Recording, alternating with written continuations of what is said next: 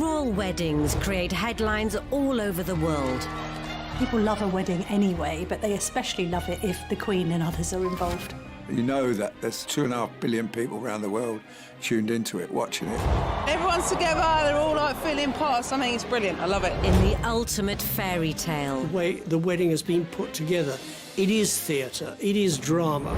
Way beyond any normal nuptials. Can you imagine the pressure to produce picture-perfect happiness? Normal weddings, you can't wear white, you can't outshine the bride, but I thought there's so much going on today that I wouldn't possibly outshine her. As royal commentators dispel the myth of the monarchy. If you're a child in the royal family and you're hoping to grow up and go to an ordinary school, you can forget it. They ended up with the king doing the conga round the staterooms of Buckingham Palace. Experts will break down key archive from crucial moments in royal history. It was a fairy tale created by the Grimm brothers. Anybody entering the royal circles needs to come with their A game. So prepare to discover what actually happens when blue blood runs red. What have you been doing in here all day? This is The Royals Revealed.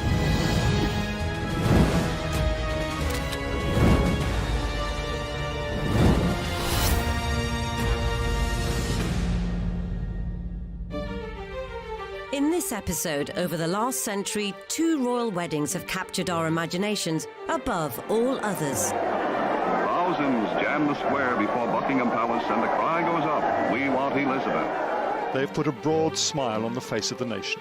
You know that it's the only story in town. You know that it's an exciting day, very early start. One of post-war pageantry, which redefined what was possible in austere times. I think they also had salmon to start with, and to finish with, they had actually cherries and ice cream. But it wasn't even fresh cherries, it was those glazed cherries. Princess Elizabeth, she actually saved up coupons during the course of the war to make this wedding dress. The other, a spectacle with no expense spared. We think that William and Kate's wedding cost around the region of £23 million. The flower budget alone was £800,000, so it was quite a costly affair. And they received many, many things, including a cinema, a racehorse, and one of my favourite presents that they got are 2 pieces of burnt toast. But whilst these 2 grand affairs may be remembered as perfect days, they had a wedding ball 2 nights before the wedding, and no expense was spared on that. It's just one of the best days of the year, best days of the century. It seems strange to think there was a time when the prospect of both marriages hung in the balance. Over 80 years previously in Italy, the makeup of the monarchy could have all changed when the young Prince Philip was just 17. Philip was in Venice in 1938 because 2 years previously they'd suffered a family tragedy when his sister had been killed in a car crash. And he was a little adrift. He'd always led a nomadic childhood, effectively being passed from pillar to post because his mother was mentally unstable and his family life was extremely broken. That is where he met Corbina Wright. And she was a very beautiful young girl. And Philip was a very handsome young man. And they had a romance. With ambitions to be a star of stage and screen, American Corbina Wright headed for London's West End. Philip took the cue to follow. They spent a very intense time together in Venice, and then in London for at least a week, where they were spotted wandering around holding hands. There was this sense that he was quite entranced by Corbina because of her beauty, but also the sense of allure she had in somebody that was going to make it, was going to be famous, was going to be somebody talked about on stage and screen. After decades of speculation, the extent of their relationship was only revealed after Corbina's passing in 2011.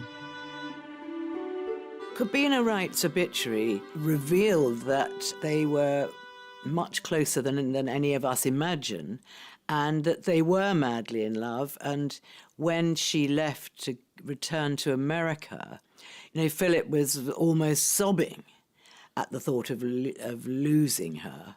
And he used to write her impassioned love letters. Cobbina ultimately married Army Corporal Palmer Baudet, though she is said to have kept a photo of Philip close to hand for the rest of her life. Prince William had also had his dalliances before hooking up with his future bride. At one point he was linked with Emma Parker Bowles, of all people, obviously related to Camilla Parker Bowles, and equally he was linked to Alexandra Knatchbull, who's a descendant of Mountbatten, again very close relations to the royal family. But the girl who really put Kate's nose out of joint was Jecka Craig, who was a long-term girlfriend of Prince William's before Kate was on the scene, and who still maintained a friendship with William after they broke up. And there was a bit of controversy apparently at William's 21st birthday party because it seemed as if Jecka had been given pride of place alongside him and not Kate. By graduation, William and Kate were officially an item. Very soon, Kate Middleton could be one of the most famous women in the world, and yet she must try to forge a career on her own terms. The future was also far from certain for distant cousins Elizabeth and Philip, who by 1946 had begun to share each other's company at royal gatherings. I think Queen Elizabeth, the Queen Mother, was a little bit more attuned to it, and obviously noticed that her daughter, used to flush red every time Philip came into the room. But I still don't think they thought there was absolutely any possibility of a marriage. I mean, they had Elizabeth lined up to marry a member of the British aristocracy. That's what they wanted for her. Whether he was mindful of these doubts or not, Philip popped the question. He proposed to her at Balmoral, and we know nothing more. We would all love to know how he did it. Did he go on one knee? Where was it? But I don't know. Either it's lost in the mists of time, or no one is ever going to say. George VI didn't want it to be made public because Elizabeth was only 20, and 21 then was the key age. And I think George VI felt that Elizabeth needed to be 21 before all the fuss that would be made when the engagement was announced. And they said, okay, but steady on. Let's just keep this quiet for the moment. With the king setting out his stall, the budding courtship was put on hold. But their impatience to get to the altar would be nothing compared to what their grandson's betrothed had to put up with decades later.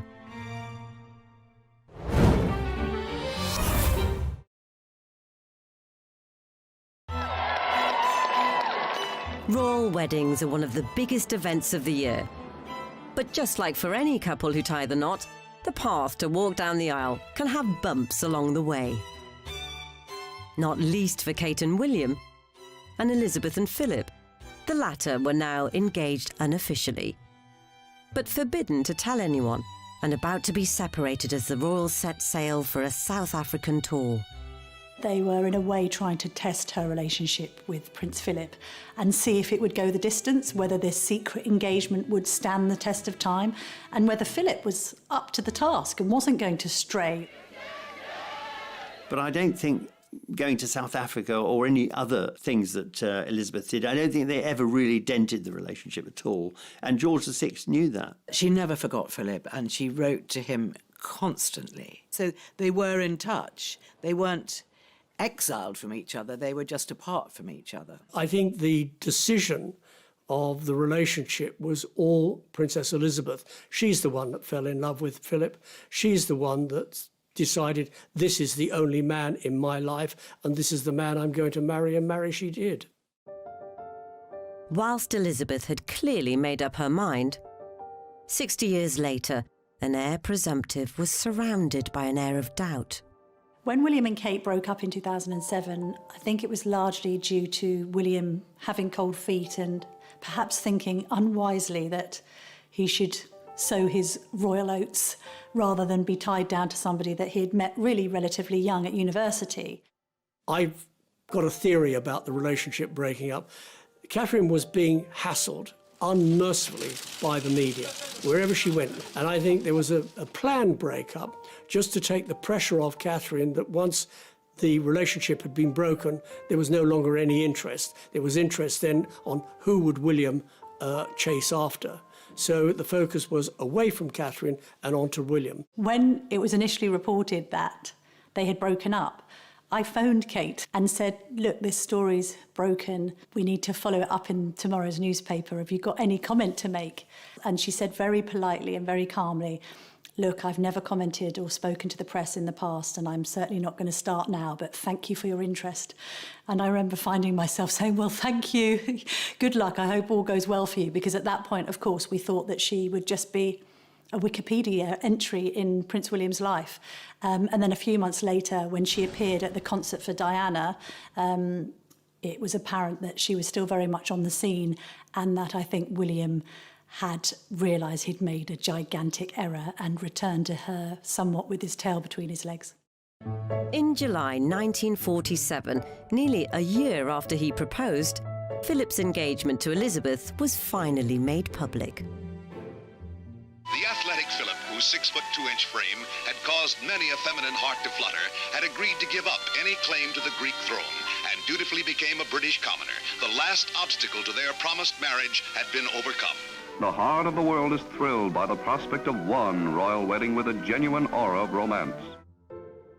But the upbeat news reports belied some unease behind the scenes. There was still suspicion around Prince Philip as they announced their engagement because of his connections to Germans. I think a poll was carried out at the time which suggested that 40% of the British public were opposed to the marriage. There were elements in the royal family, or among the advisors, who still didn't really feel this was the best thing, simply because Philip had this sort of foreign aura. And the prospective in-laws still weren't too keen. And they thought for their daughter they could do better. They thought too, not just about their daughter's happiness, but they also thought about support for her when she eventually became queen. Was Philip the right man? Apparently the Queen Mother used to refer to Prince Philip in quite disparaging terms as the Hun, which was seemingly a joke born out of the fact that Philip's sisters were married to SS officers. And the Queen Mother never made any secret of her distrust of the Nazi regime, let's put it that way. Did Queen Mother call Philip the Hun? Well, it's one of those apocryphal stories that's grown up to become fact. And it's a bit rich, actually, Queen Elizabeth referring to Prince Philip as the Hun, because she married into a German family, because George V was, until 1917, the family name was Saxe-Coburg and Gotha. Which derives from when Queen Victoria married Prince Albert in 1842. Fortunately for William and Kate, when the prince had finally done the deed, the reaction was rather more positive. Well, you've been a couple for quite a long time. Prince William, why did it take you so long to propose? And Catherine, did you ever worry that he actually wasn't ever going to pop the question? Well, in answer to that, Tim, I don't remember how many years it's been. Forget from memory. I also didn't realise it was a race, otherwise I probably would have been a lot quicker.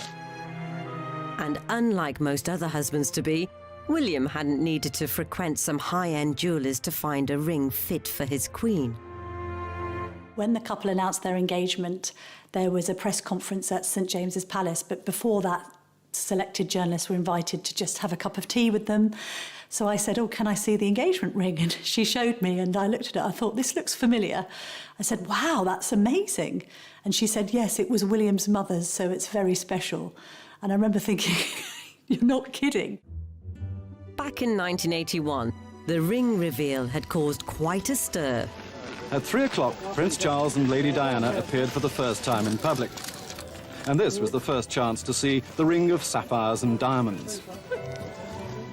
I think when it was purchased, the engagement ring cost £400,000, and I suppose now, considering its legacy and heritage, it's priceless.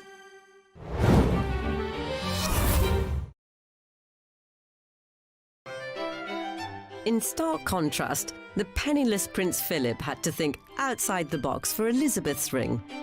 When they left Greece, Prince Philip was carted off with his mother in a cardboard box. To sort of wander around Europe. Philip was very, very small at the time. She did manage to sneak out a few bits of jewellery, one of which was a tiara, which she gave to Philip which Philip eventually broke up, and it went to make up the engagement ring. When he presented it to the princess, it was just a little big, but she was so excited she wanted to wear it anyway. And she said it didn't matter that it was a bit big. Obviously, it went back to be altered eventually, but she was so excited and she was thrilled to think that he designed it himself. And basically, the Queen has never taken it off. And it's definitely her favourite piece of jewellery. As Diana's diamond twinkled on Kate's finger, the media started to take aim at her family.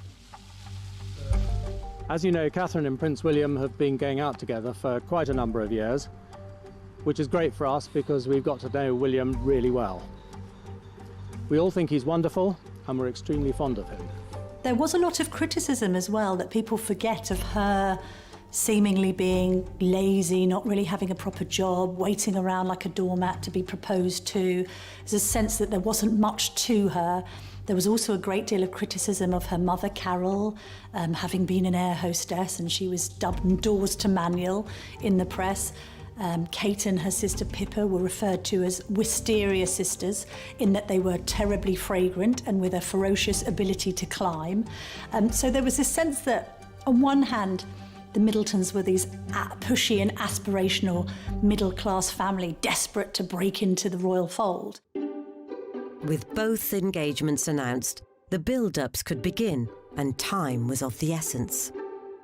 I suppose the Queen and the King were keen for her to get married, because you've got to remember George VI was very ill. Princess Elizabeth was already standing in for him on certain engagements, and he probably felt secretly that he didn't have long in this life, and therefore I suppose it was necessary that she did settle down with somebody that she loved. Elizabeth and Philip also had to contend with wedding planning in a time of post-war austerity and faced particular difficulties with regards to the bridal gown. There was controversy in certain sections of the media over the wedding dress, that it seemed to have cost a lot of money. We were still in rationing, so how many coupons went to make up this rather extravagant-looking bridal gown? There's a lot of talk that people actually sent in coupons, but the royal family being the royal family, they didn't accept unsolicited gifts, and the coupons were sent back to the senders. She was sent all kinds of bolts of cloth. She was sent nylon stockings. I mean, the public really entered into the spirit of this wedding. So how did the princess afford her dress? The government were really quite generous at the time. They gave Princess Elizabeth 200 coupons, which she actually saved up. She'd also saved coupons during the course of the war to make this wedding dress and look absolutely terrific in what was a grand occasion. Of course, the dress is the talk of literally every wedding, so when it comes to the royals, that intrigue goes into overdrive. Look at that wonderful gown. And this fascination goes right the way back to Queen Victoria.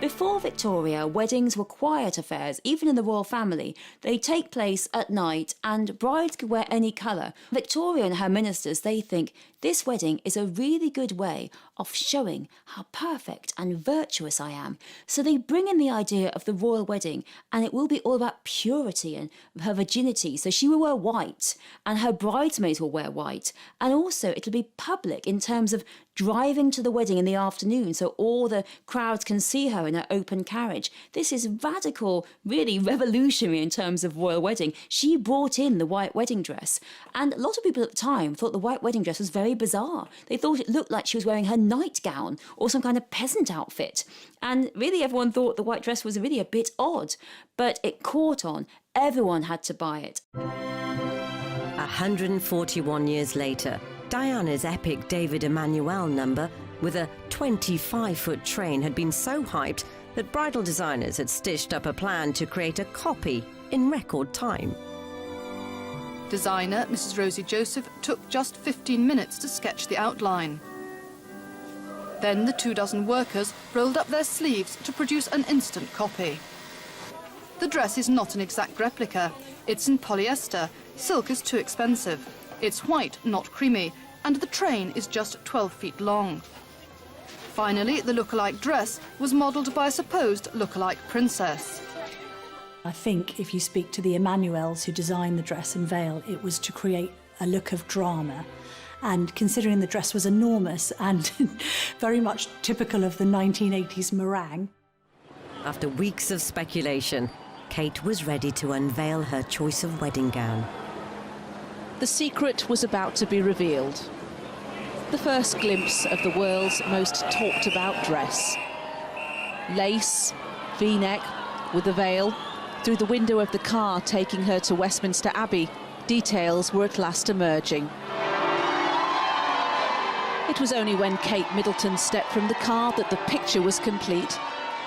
As both Princess Elizabeth and Kate Middleton wowed making their grand entrances, they'd each insisted on some uniquely personal touches. Interestingly as well, both the Queen and Kate insisted on doing their own wedding makeup, which shocked observers in Kate's case because obviously having a makeup artist at a celebrity wedding is the done thing. And to be fair, the Duchess was always insisted on doing her own makeup, being criticised for it, but she did her makeup how she likes it. Despite her beautiful couture dress, the Queen didn't want to have her makeup applied by somebody else because in those days makeup could be very thick and very unattractive. But the future Queen's composed look hid a last-minute panic behind the scenes. The biggest incident for the princess on her wedding day was that her tiara broke and the catch on the back of the tiara snapped. But luckily, it was whisked round the corner to Garrard & Co. in Regent Street, where they welded it together and sent it straight back to Buckingham Palace again. Phew.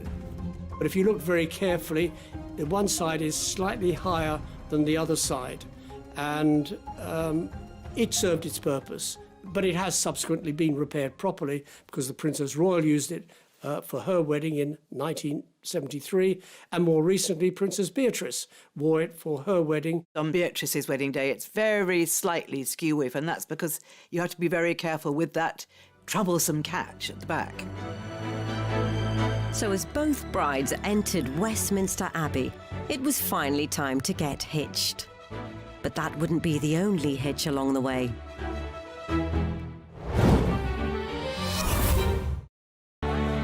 As a royal wedding gets into full swing, tens of thousands of well-wishers will line the streets to try and get a taste of the matrimonial fanfare. Some will even camp out overnight to catch one momentary glimpse of majesty. We'll have a great time, won't we, Case? Yeah! Yeah! And as each bride carefully climbs the steps to her ceremony and leaves the cheering masses outside, the rare moment of intimacy at the altar hasn't always gone to plan. Diana had a bit of a problem at the altar because when Archbishop of Canterbury said to her, do you take this man, Charles Philip Arthur George, to be your lawful wedded husband, Diana got the names mixed up. I, Diana Frances. Take thee, Charles Philip Arthur George. Take thee, Philip Charles Arthur George. William also struggled to get the wedding ring onto Kate's finger when they were at the front of the congregation at Westminster Abbey. What's so interesting about, William struggling to get Kate's ring on or Diana getting Charles's names slightly the wrong way round is actually what makes them human, that we are all capable of succumbing to pressure, especially under such circumstances where the whole world is looking at what you're doing. As the crowds congratulated in force, it was action stations for the press pack, like veteran royal photographer Arthur Edwards. You know that it's the only story in town. You know that it's an exciting day, very early start, at least 5 o'clock start. Get through the crowds to where your position is. I had the right pass inside the forecourt of Buckingham Palace. And of course, they looked after us very well. We went there early, got there very early. They laid on a room for us with refreshments and armchairs and television so we could watch the whole of the wedding taking place at Westminster Abbey. And then, of course, when our turn to take up our positions came, it was easy, we just went into position. The prime spot is one which will give the best vantage point of the balcony, a long-standing symbol of the link between monarchy and the masses. The balcony at Buckingham Palace is effectively where the window frame through which we see the royal family. Buckingham Palace was a focal point because the King and Queen were there. And as soon as the war ended, they made what's called the balcony appearance. So the British people associated the balcony with pomp and circumstance and happiness and celebration. That has always been the case, and especially for weddings. It's exciting, and look round and there's people, their noses pressed up to the railings of Buckingham Palace, and they're all excited and can't wait for the royals to come on the balcony, and you do some pictures of them, and that's the build-up, and then they come up on the balcony and it's just roar. Here we go. Then you start firing pictures like crazy.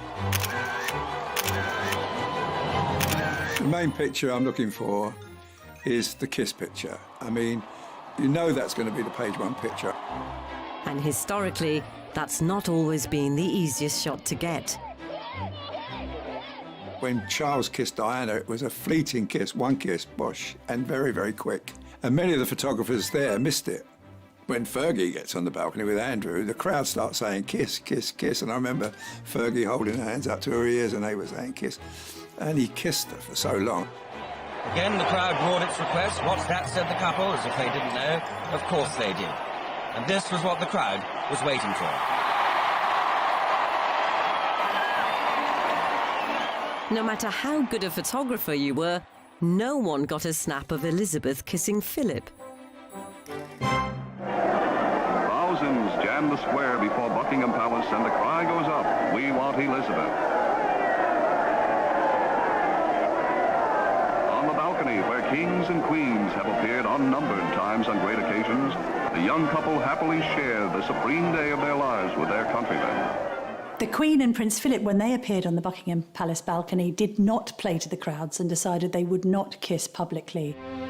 So a simple wave was deemed satisfactory in 1947. But in 2011, with Kate seemingly overwhelmed... Oh, wow, she says. Oh, wow. would the kiss even happen? Full marks to her, because she pretended to look surprised when she came out on that balcony. She knows that there's always crowds filling the mole. The only thing that I would say in her mind, that she goes, oh wow, as though I didn't expect anybody to be here, which would have been a big fat lie, but I love it all the same. It may have also been prompted by the fact that she was a non-royal marrying into the royal family at a very high level, and that she may still have worried that there might be a little bit of disapproval about that. The stark difference between William and Kate is that William, from birth, was groomed in the soup of pomp and ceremony and royalty. Let's remember, when he was born, you know, Diana came down on the steps of the Lindo wing and almost held him up like, you know, Simba a la Lion King. He's had that from the get-go, whereas she hasn't. So that is the fundamental difference between them, that she needs longer to get groomed into that system. He's almost got it written into his DNA. I love the way he looks at her, looking at her response. And he's using a lot of suppressed facial expressions. He's using a suppressed smile. His eyes are crinkling. And I think what that's saying is, you know, look at the life that you're coming into, as though he's perhaps giving it to her as a gift rather than him giving her to them as a gift, which he absolutely did not want to do. He did not want another Diana situation. So, you know, take the love, but I'm not going to donate you to the public. I don't want that. I want to protect you. As Kate eased into the moment, William puckered up, and down below, Arthur was primed.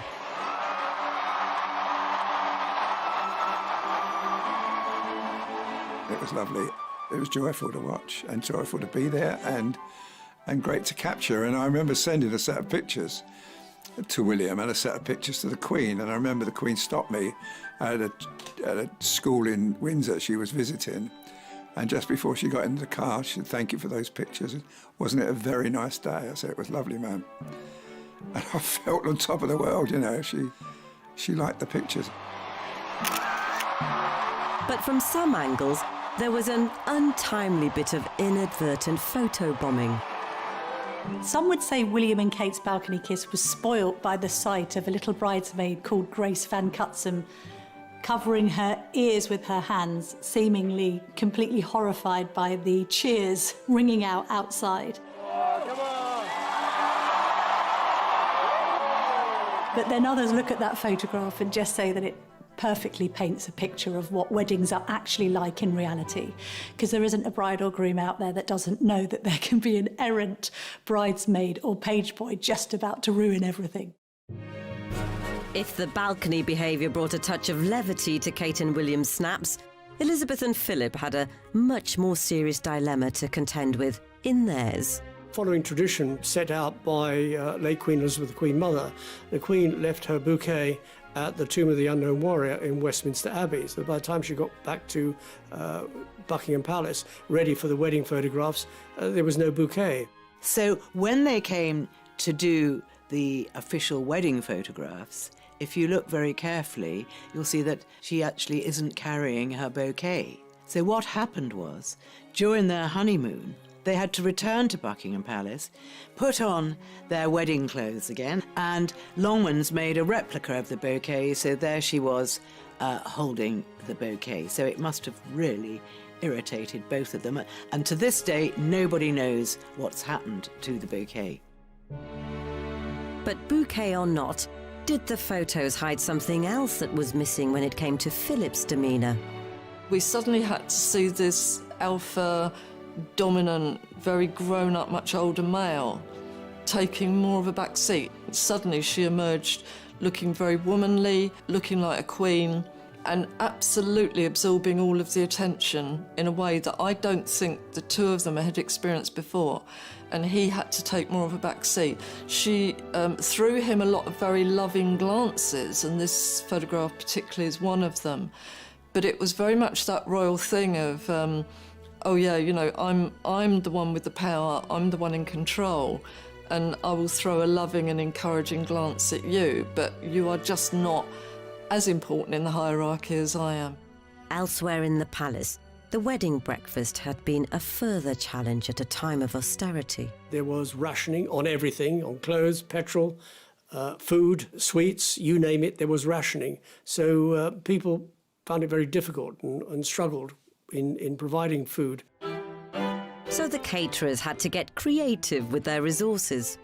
There was always a huge amount of game that comes off the royal estates, and they certainly could have kept that, frozen that, and used it for the wedding. So they tried to use sort of homegrown produce. There was a little bit of controversy in serving partridge, which wasn't rationed, but then things that fly through the sky in the shooting season, that you blast them out of the sky and you serve it, you've got to do something with it. I think they also had salmon to start with, and to finish with, they had actually cherries and ice cream. But it wasn't even fresh cherries, it was those glazed cherries and ice cream.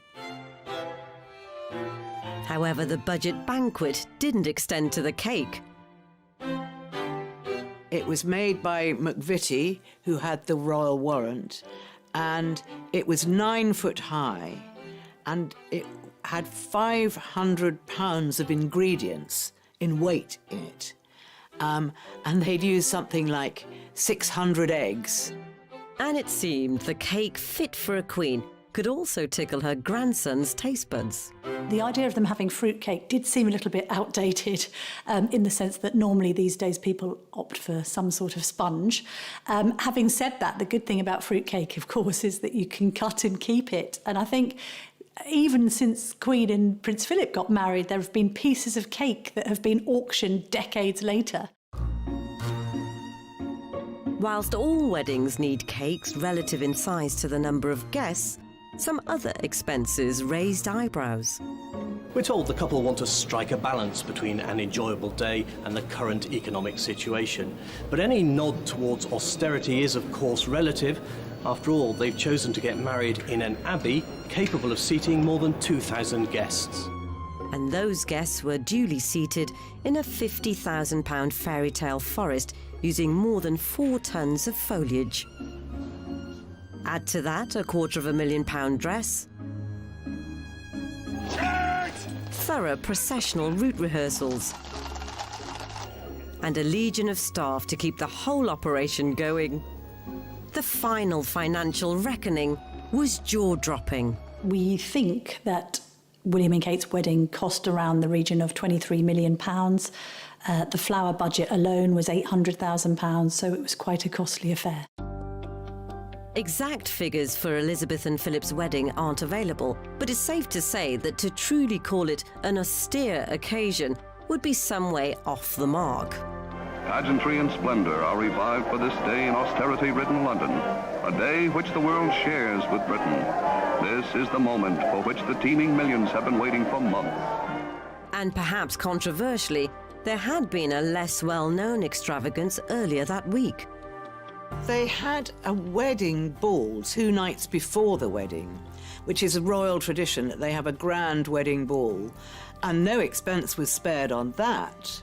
They had, first growth wines and champagnes, and they had a fantastic band, and they really pushed the boat out, and they have 1,200 guests at Buckingham Palace.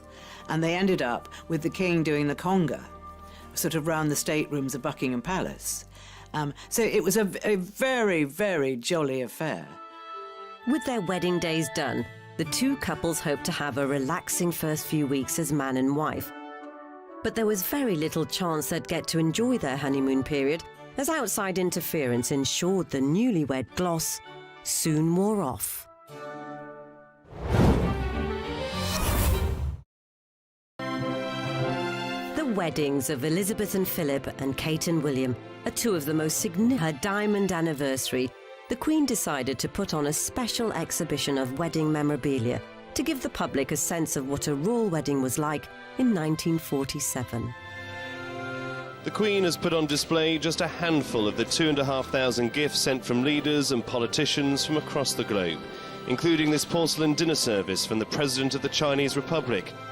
Well, not only was it going to be a splash of colour on the hard road, as Winston Churchill put it, but also the presents really were this first moment after the war in which there was this huge amount of munificence and the idea of royal weddings being a time for giant amount of gifts. Stunning pieces of jewellery were also presented to the couple from the world's elite, but it's perhaps the gifts from normal folk they appreciated most.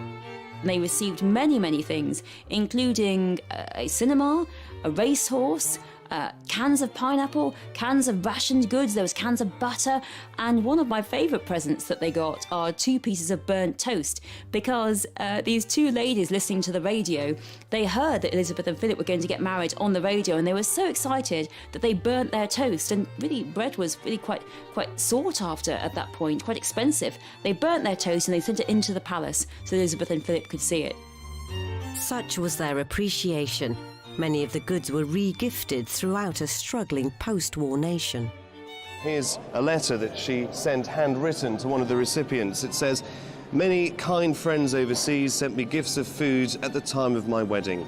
I want to distribute it as best I can and to share my good fortune with others. I therefore ask you to accept this parcel with my very best wishes. Elizabeth."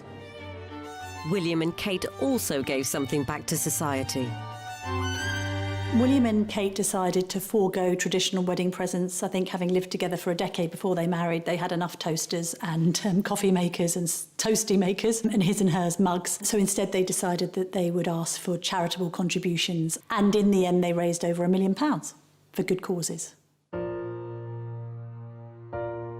Then came the honeymoons, with Elizabeth opting for a budget break, split between the home of Philip's uncle, Earl Mountbatten, and the family estate at Balmoral. I don't think Elizabeth would ever have gone abroad. I think it was always her hope to stay in England, and I think that most brides and grooms at the time had very modest honeymoons. It wasn't really a time of overseas travel. It wasn't a time of hopping on a plane and going off to Italy or going off to anywhere. A staycation might have been sufficient for a future queen in the wake of World War II. But fast forward 64 years, and there was no such scrimping for Kate and Wills, who whisked themselves off to an Indian Ocean paradise. William and Kate managed for quite some time to keep their honeymoon completely under wraps. So although we saw them the day after the wedding, because they did a photo shoot in the grounds of Buckingham Palace, they then disappeared. And it later transpired they'd gone to the Seychelles, literally to a remote island, I think with only about 10 or 11 villas there. So no prying eyes could get anywhere near it. I think that really shows the difference between a honeymoon, between travel, between notions of weddings, and really I think William and Kate's wedding, in which many, many couples across Britain and across the world went on these huge, lavish honeymoons. It shows the difference in the social change, and particularly that William and Kate, even though one day they will be king and queen of Britain, they chose not to have a British honeymoon. Yet somehow, the secret of the secluded destination leaked. There were some photographs taken, I think, by an extremely long lens of the couple strolling on the beach in their swimwear. They didn't emerge until months later, I think in Australia, a Women's Day magazine. What was interesting about it is that the British press must have been offered the shots and rejected them on the grounds that they looked like they completely invaded the couple's privacy. As they approach their 10th anniversary in 2021, Kate and William have some way to go to match the Queen and Prince Philip's 72 years. But both weddings undoubtedly gave the country a boost. While this is by some distance the biggest celebration of the royal wedding across the country, there have been thousands upon thousands of parties as the nation has taken up William and Kate's invitation to be a part of their special day. Even the priests were jumping for joy. Sheer glee. Fantastic. Oh, can't believe. Now, that's something we didn't expect to see, but that is wonderful. That sums it up. Yeah. In 1947, there might not have been quite the exuberance, but it signified something to cherish following years of devastation. People after the war were looking desperately for something to celebrate. It was just a moment of happiness for everybody. That day would set Princess Elizabeth on a path to lead her nation for the decades that followed, with the constant support of her husband. Now, as the Queen looks to the future, it seems Kate has become much more than just William's wife. I think there's a sense that the Queen and Kate get on really well. They're both quite naturally shy and introverted.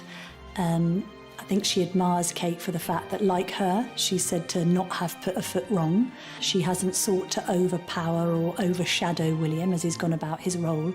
I think that they're viewed as quite an equal partnership in the royal family.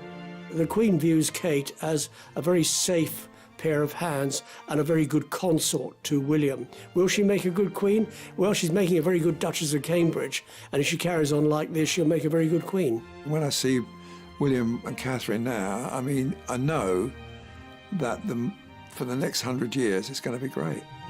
So if William and Kate are in for the long haul, his grandparents provide the perfect blueprint to follow as they try to balance being married to each other and bound to a life of duty.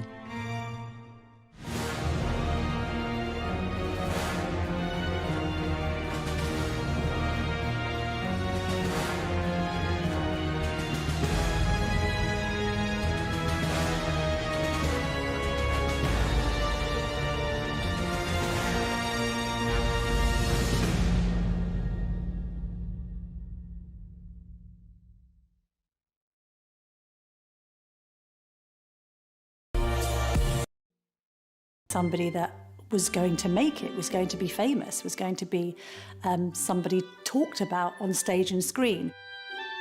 After decades of speculation, the extent of their relationship was only revealed after Corbina's passing in 2011. Corbina Wright's obituary revealed that they were much closer than any of us imagine, and that they were madly in love. And when she left to return to America, Philip was almost sobbing at the thought of losing her. And he used to write her impassioned love letters. Corbina ultimately married Army Corporal Palmer Baudet, though she is said to have kept a photo of Philip close to hand for the rest of her life. Prince William had also had his dalliances before hooking up with his future bride. At one point he was linked with Emma Parker Bowles, of all people, obviously related to Camilla Parker Bowles, and equally he was linked to Alexandra Knatchbull, who's a descendant of Mountbatten, again very close relations to the royal family. But the girl who really put Kate's nose out of joint was Jekka Craig, who was a long-term girlfriend of Prince William's before Kate was on the scene, and who still maintained a friendship with William after they broke up. And there was a bit of controversy apparently at William's 21st birthday party because it seemed as if Jekka had been given pride of place alongside him and not Kate. By graduation, William and Kate were officially an item. Very soon, Kate Middleton could be one of the most famous women in the world, and yet she must try to forge a career on her own terms. The future was also far from certain for distant cousins Elizabeth and Philip, who by 1946 had begun to share each other's company at royal gatherings. I think Queen Elizabeth, the Queen Mother, was a little bit more attuned to it, and obviously noticed that her daughter, used to flush red every time Philip came into the room. But I still don't think they thought there was absolutely any possibility of a marriage. I mean, they had Elizabeth lined up to marry a member of the British aristocracy. That's what they wanted for her. Whether he was mindful of these doubts or not, Philip popped the question. He proposed to her at Balmoral, and we know nothing more. We would all love to know how he did it. Did he go on one knee? Where was it? But I don't know. Either it's lost in the mists of time, or no one is ever going to say. George VI didn't want it to be made public because Elizabeth was only 20, and 21 then was the key age. And I think George VI felt that Elizabeth needed to be 21 before all the fuss that would be made when the engagement was announced. And they said, OK, but steady on. Let's just keep this quiet for the moment. With the king setting out his stall, the budding courtship was put on hold. But their impatience to get to the altar would be nothing compared to what their grandson's betrothed had to put up with decades later.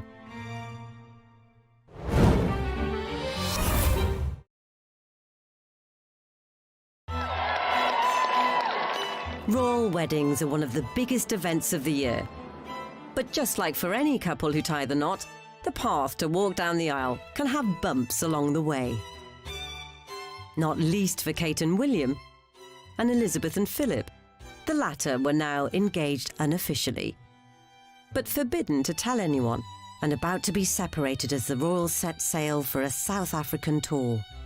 They were in a way trying to test her relationship with Prince Philip and see if it would go the distance, whether this secret engagement would stand the test of time, and whether Philip was up to the task and wasn't going to stray. But I don't think going to South Africa or any other things that Elizabeth did, I don't think they ever really dented the relationship at all. And George VI knew that. She never forgot Philip, and she wrote to him constantly. So they were in touch. They weren't exiled from each other. They were just apart from each other. I think the decision